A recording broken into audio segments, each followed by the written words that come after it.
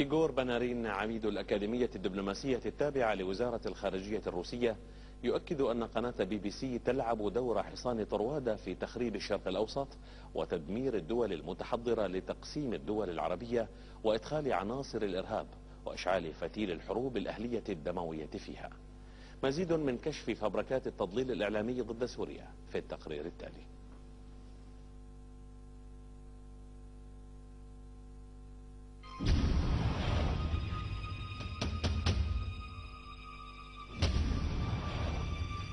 الجيش السوري لا يرحم، يقتل بدم بارد، سلاحه على الشعب موجه، لا شفقة ولا إنسانية. وعلى ذلك مقاطع الفيديو تدل وتعاد وتعرض. عناصر الجيش السوري ليسوا سوريين ولم تلدهم أمهات سوريات، مغول بربر مجرمون قتلة، بل هم محتلون. من يحاول من السوريين إثبات العكس، أي أن الجيش ابن بلد، قد يعجز لسانه وتتجمد أنامله، فوسائل إعلام الأرض لا شيء يشغلها أكثر من عرض مشاهد لعناصر من الجيش يقتلون يهينون يعذبون، فتنعدم بذلك الثقة بين الشعب وجيشه، وهو يراه لا يشبع من إطلاق النار على رجل شبه ميت، كما في هذا المقطع تماما.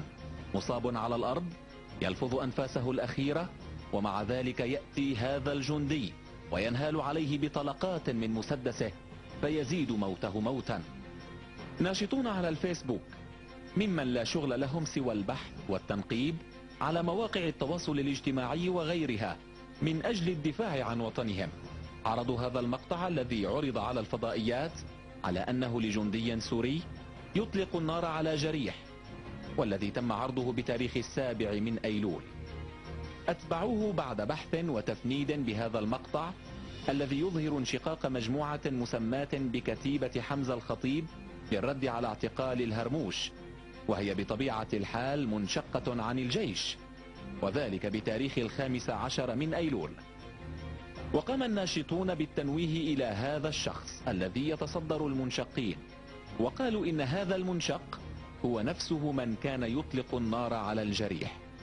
بهذا انتهى عمل الناشطين، لنتكفل نحن على سبيل زيادة الإيضاح بعملية مقارنة تشريحية بين الصورتين، وذلك على الشكل التالي.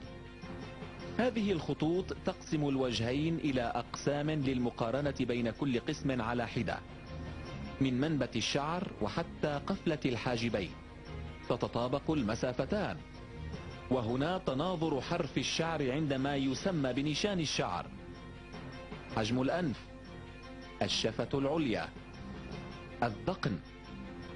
ولمزيد من المقاربة بعملية تداخل بسيطة بين الصورتين تكتمل الصورة.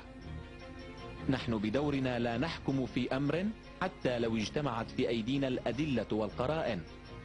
هذه الصورة كاملة بين أيديكم، والأسئلة لكم والأجوبة لكم. هل هو الشخص نفسه؟ والأهم، هل جيش سوريا الذي أنتجته أمي وأمك، أختي وأختك، وهرمت في الدعاء له جدتي وجدتك، يصدق فيه مثل هذا الكلام؟ وفي المقابل، هذا الذي أطلق النار فعلا على هذا الجريح، وفي نيته قتل لابن بلد من أجل تشويه صورة الجيش، جيش البلد، ماذا يسمى؟ أهو خائن؟